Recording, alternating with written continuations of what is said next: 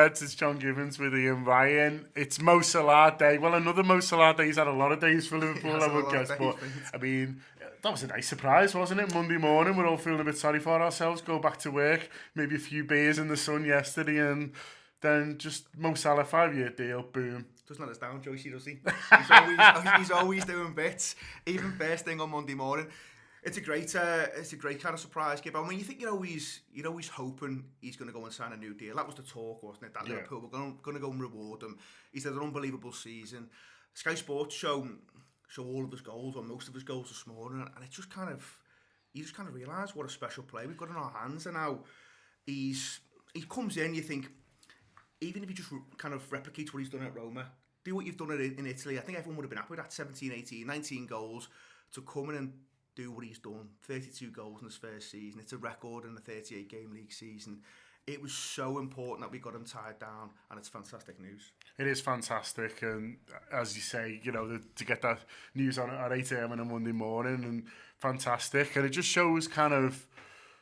I mean, there's some quotes from Jurgen Klopp, and I'll just sort of read them out here. He says, "We want world-class talent to see they have a home at Anfield where they can fulfill all their professional dreams and ambitions. When someone like Mo Salah commits and says, 'This place is my home now,' it speaks very loudly. I think it does, doesn't it? Because he's one of the stars of world football now, undeniably. You know, he's a potential Ballon d'Or winner this year. He's someone who everyone was talking about going into the World Cup. Okay, it didn't happen for him, but him saying, yeah, I'm committed to this project does kind of show that, you know, maybe people who are and ahhing between 2 or 3 clubs, one of them's Liverpool. It's an extra kind of feather in our bow, isn't it? Of course there is, and the manager's absolutely right to kind of reference those two things. It shows how committed Liverpool are to the footballer, thinking, you know, he's going to improve. Now, I'm not saying he's going to go and replicate what he's done goal-wise every single season, because that's a tough thing to do, but you'd hope he'd improve as a player. I still think there's loads of room for him to improve, to be honest, in terms of his all-round game, and that's not kind of saying he's not been brilliant, because he's been absolutely sensational, but also the commitment from the player to the football club to say, actually, this is where I want to spend the next 5 years of my career, and you hope that certainly happens. He's obviously looked at it and thought, I don't need to go anywhere else. Liverpool are back at the top table to get into European Cup finals. Who knows what happens if he stays on that pitch and, you know, plays the full 90. You know, we may have ended up winning another European Cup. So the players looked at it and thought, this is absolutely where I want to be. It's going in the right direction. I think it sends out a really powerful message to other players as well, as you mentioned there. You know, potential signings. Well, Liverpool have tied up Roberto Firmino now, and they've tied up Mohamed Salah to long-term deals. The next one is potentially Sadio Mane, which we hope's going to happen. I certainly think it will do. And it doesn't hurt, does it, when you're bringing in other lads like Naby Keita, and we know Mane gets on really well. So all that kind of wraparound stuff, I suppose, all kind of, you know, it all helps, does it? And I think, you know, all these players will be looking at it and thinking, this is a great place to be. Football-wise, we play some of the most expressive football in the league. I know you'd say also Man City. In terms of entertainment, it looks like a load of fun to play in this Liverpool team. But actually, we're so close. We're on the cusp of actually challenging for the biggest and best honours. And I think there's almost I think all the clubs now look at Liverpool as a real kind of place to be, but a real also title challenger to this Man City team as well. And I think if you ask Pep Guardiola going into the new season where the challenge is going to come from, I think he's looking at Liverpool. Well, let's hope so, and let's hope that does happen. And I think that one of the points you made there is a good one as well, and something that Klopp's talk about, is the idea that, look, we reward our players here, and I think that's important as well. Not just the fact that Salah's committed to us, but we've committed to Salah, and I think that's a good message as well to players who are at the club or players who are thinking about joining, is that, you know, if you might sign a contract, but if you fly, if you absolutely smash it in your first year or whatever, we'll have a look at that again, and we'll reward you for what you wanted. And the easiest thing in the world for FSG to have done would have been on, you know, when he's only signed a 5-year contract. I said, well, let's look at it next year, you know, let's see how you do. But they've been right, I think, in terms of to go, do you know what, actually, you came in as a top-class player and you finish the season as a world-class player, and we'll reward that with what you're paying that. And I think that alone sends out a good message as well to maybe players who are coming in and thinking, well, I want to earn 200 grand straight away or whatever before you've even done anything.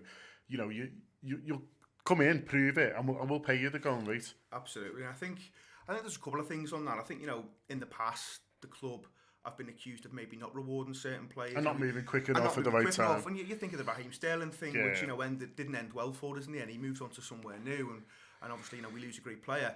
I think your point's absolutely spot on. Though, if you come and do the business for this Liverpool team, then there's no doubt. We want to keep hold of you, we want to retain you, we want to show the ambition by paying you accordingly and make you one of the top earners in the league. And I don't think we've seen any detail about what the actual contract looks like in terms of numbers. We can only imagine. Sure, he's getting weighed in. He's going to be doing all right, the lad, isn't he? You know what I mean? So I think, that's a massive thing. But I also just think, it just sends out all the right messages for fans as well, because you can't be losing a player like Mohamed Salah after one season, and straight away that just says, right, no one even waste your time, because this lad's here to stay. So it's fantastic news all round. You're hoping there's going to be other signings, but I do think, sometimes we don't realise just how important these kind of things are when you're tying players down, because it does send out such clear messages. And I think, if you mentioned before, if you're thinking about joining this Liverpool team, well, why wouldn't you? Because I think you've seen players come in and really excel under this manager. So they come in, and it's no surprise that, Mane's goals go through the roof. Same with Salah. Firmino's had his best season in terms of a goal return. So you're coming into this club, you're getting paid well, but actually you're getting transformed in terms of your output. And I think there's no coincidence that that's happened to several players now. I think there's something in that in terms of the manager, the recruitment team, getting people on the right trajectory and getting them in at the right time. There's absolutely something in that. So we're doing something really, really well when we're going about our business in terms of bringing players in. But actually, there's something happening when you arrive as well in terms of what we're doing with you as a footballer, what we're asking you to do. We're making them better, and that's a good thing. And I think that's one of the standout things that, this manager brings to the football club. He brings players in, but he almost immediately makes them better as well. Let's not forget as well, Roberto Firmino signed a brand new contract earlier in the summer. It feels like a long time ago now, but it wasn't. And just as you quite rightly mentioned there, talk about Mane getting tied down very soon as well. Hopefully some good news on that over the next few weeks. The Echo have done an article this morning looking at everyone's contract, and what it shows is there's a few that are running out over the next couple of years. Like Matip's got 2 years left, Milner only one, Carvin and Moreno only one, so sort of decisions to make on them. Henderson too, which is quite interesting. Maybe they might want to have a look at that one as well. But most of these lads, most of the guys who you're going to be building your team around over the next 3, 4, 5 years, they're all on long-term contracts now. You look at even the top ones who brought in recently to kind of add to that, really. And positive signs for Ian Brewster as well. it is positive, because you got, if you look at the spine of the team, Virgil's only just come in, hasn't he? So, massive big hitter there. We know how good he's been. And then in midfield, you've obviously got the recent additions. Keita's coming in. Yeah. Obviously, there's that video kicking about when he's meeting Jürgen on the stairs. Big hugs. Check it out. Honestly, I welled up, I have to say. Brilliant stuff. And that's how I greet you every time you come in. No, mate. It loses a little bit of impact after a while, you know what I mean? But it's got story of my life. But then you've got, obviously, Fabinho as well. So the spine looks strong. And then you've obviously gone out and you've tied 2 of those front 3 down straight away. And, it's no secret. A lot of Liverpool's success last year, it was built on the front 3, wasn't it? Yeah. Everyone knows how important they are, how important they are to how we play. And I suppose there's something in that in terms of when you're trying to bring reinforcements in, it's quite hard, because sometimes you're selling it to a player, whereas, come and be part of this Liverpool team. But if you're a front 3 player, you might be thinking to yourself, well, how do I get in? Because, even though it's a long season, it's going to take someone quite special to displace those guys. I think, footballers do always tend to back themselves and think they'll get a chance, but it was so important to start to get those lads tied down to long-term deals. And as I say, and as you've said there, Mane's the next one. And that's key, because I think sometimes he's maybe been not a forgotten man, because I think people recognise how good he is. But there's been a lot of talk about what Bobby does and how important he is, and now no one can replicate what he does for the football team. And Mohamed Salah's numbers are mental, so he obviously gets a lot of attention. But Mane's form towards the end of last season was superb. Yeah. He stood out so many times in such big games. You think of that Champions League run, and he really comes to the fore in terms of his performance level.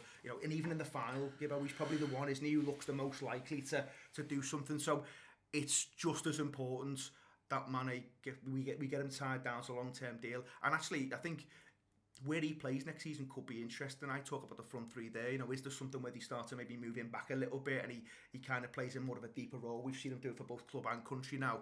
But that's the next big one, so hopefully that happens soon. Hopefully it does. You mentioned Keita briefly about his big hug. They're back in training today, aren't they, the first team, which is exciting. It feels like the start of the season. Obviously the World Cup's going on, but The Reds back in training today. Obviously, the first game's on at Saturday away at Chester, which we'll be covering and looking forward to. 26 back in training today. Redmen TV have kindly listed them on their Twitter, so I'm going to read that out. Camacho, Chiravella, Nathaniel Klein, Fabinho, Gomez, Grabara, Ings, Curtis Jones, Karius, Naby Keita, Kelleher, who's a young keeper, Ryan Kent, Clarvin, Lallana, Markovic, Milner, Moreno, Ojo, Origi, Nat Phillips, Andy Robertson, Solanke, Sturridge. Should be funny seeing Sturridge play on Saturday for Liverpool, won't it? Thought I'd never see it again. Danny Ward, Harry Wilson, and Ben Woodburn. So there'll be a couple more to add. I think the Dutch lads, because I read before, because they played a friendly, they'll be given a little bit more time off. But I imagine it'll only be, a week if that. And so we'll be soon seeing Virgil van Dijk and Gini Wijnaldum as well in the friendlies. And basis of a good squad there for these first few games. A few lads who are able, you'd think, to kind of stake the claim as well. You know, the likes of Harry Wilson, Ben Woodburn will be wanting to kind of throw themselves in Jurgen Klopp's mind for next season. But also, if you go into these early pre-season games, look, it's a chance to see Fabinho and Keita in the flesh for the first time. That's got to be the attraction, hasn't it, to see those lads. I mean, it's always good to see the Reds back in action because it already feels like it's been ages. But the chance to see Naby Keita, because we've known about this transfer for so long, it just feels like you're desperate to see him in a red shirt, aren't you? And obviously, all the things we've read and watched about him, he looks like he could have some impact this season. So he'd be the standout. I think, you point about Sturridge there. You wonder just how long he's got left at the football club. Is there any chance to come in and maybe try and impress the manager in pre-season and get a stay of execution? I think no. I think it's only a matter of time, to be honest, before he moves on. But whether anyone's willing to pay what Liverpool wants as a fee, which is, I believe, about 15 mil, I'm not too sure. It sounds mad to think of Sturridge only being worth that, given the footballer that we know is in there, but he's just not been able to show it, has he, at all? And it's the wages you'll have to take on as a club, the wages, again, he's not shy of a few bob, is he? Old Daniel's he's obviously getting a fairly hefty sum off the Reds. So whether anyone's going to go anywhere near that, I suspect probably not. And then Origi as well, obviously back at the club, and you think, well, is there anything he can do to kind of, again, to convince Jurgen he's worth a season? Does he want to be here? I don't know. You can't imagine him. He wouldn't be anywhere near the first 11, but is he willing to battle and take his chance when it comes? Not too sure. I think maybe we could be looking towards a higher level now than Divock Origi. That said, I think towards the end of last season, if he'd been on the bench, a lot of Liverpool fans would have welcomed it and said he would have been a decent option to have around the place, given we were right down to the bare bones. So yeah, it'll be interesting to see who gets a shout early doors. But it's good to have the Reds back in action, isn't it? It certainly is, and this is a topic we're going to be discussing in much more detail on the free show today. It's Melissa Reddy hosting it with Neil Atkinson away on holiday. So Mel in the hot seat today, I think for the first time, hosting the free show anyway. So that'll be good fun, and we'll be talking, as I say, a little bit more in depth on which of these players we feel might be able to make a stake over the next few weeks in these friendlies. Obviously, we'll also be talking about Mo Salah as well as a new contract. So that'll be out about 4 o'clock today. So have a look out for the free show. If you don't download it normally, then this might be a good chance to get involved for the first time. Also out today for Tour Player subscribers, which is our subscription service, just £5 a month. There'll be stuff on the World Cup, stuff on the latest transfer news, and a look at what Liverpool have done this summer and how it compares to other clubs, because I think we forget the likes of Chelsea, Spurs, and of course our friends at Everton haven't bought anyone yet this summer, so we're not doing too badly at all in regards to that. Yet loads to come across the week as we build up to the big one away at Chester on Saturday. So yeah, subscribe to Tour Player, get on our free stuff, or just keep watching the vids, whatever you do. But yeah, up the Reds, and thanks to Ian.